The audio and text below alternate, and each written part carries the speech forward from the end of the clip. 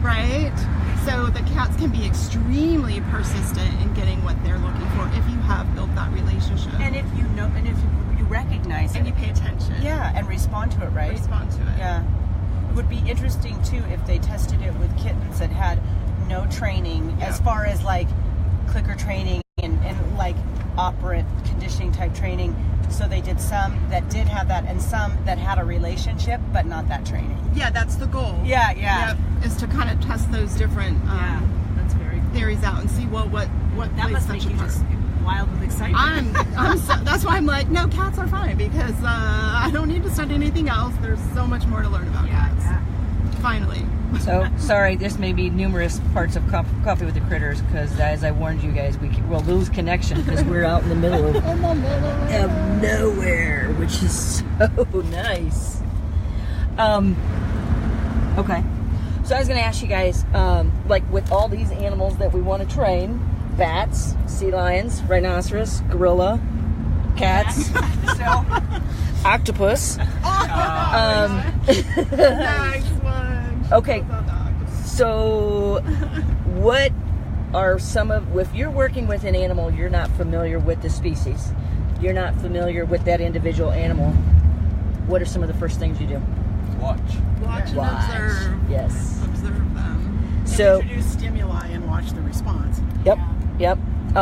So, and then watch. I mean, something I do is I need to understand what that body language looks like. So I'm watching what you're walking towards, what you're moving away from, what is happening at the same time you're engaging with something, and what your body language looks like when you run or fly away from it. And I think a big one is also the influence of us.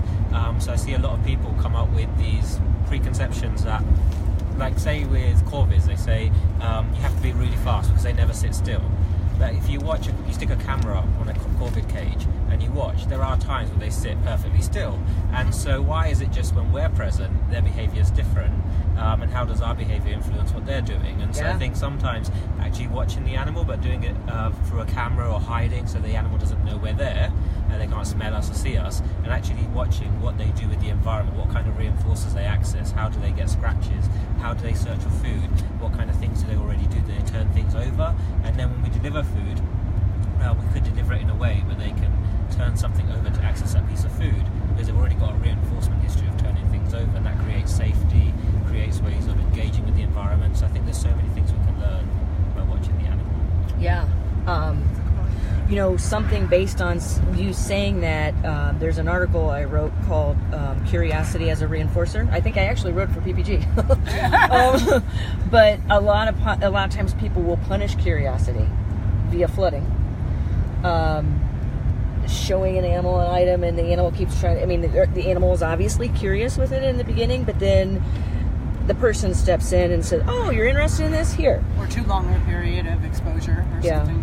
Yeah. So when I start working with an animal, when I see I have curiosity, I was like, boom, you've got so much potential to train. You know? And it's interesting. So I suppose with your expert eyes, when you see curiosity, like I might think of it as, well, that's the animal touching and nudging, but actually it could just be the glance of an eye. It could just be them turning their eye and looking at something, because bringing this object closer is way too scary or way too punishing, and you actually need to respect that and go, actually letting the animal have that distance and look at it from that and become safe and then go closer is really important.